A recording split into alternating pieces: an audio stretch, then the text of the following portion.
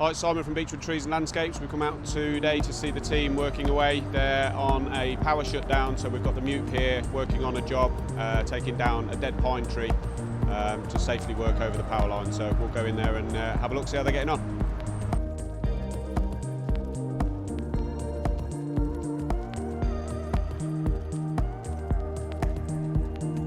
Hi, my name's Will. I'm a second climber at Beechwood Trees and Landscapes. I'm Ollie Campbell. I'm a team leader here at Beechwood Trees and Landscapes, and running the team today. So we're taking down this dead pine behind me, doing the MEWP because it's far too dangerous to climb. The additional risk we've got on site is that it's right next to a power line, so we've had National Grid come in, they've shut the power off, they've put an earth on there. So that's all safe to work by. So yeah, just going up in the MEWP, taking down bit by bit, making sure work as safely as I can.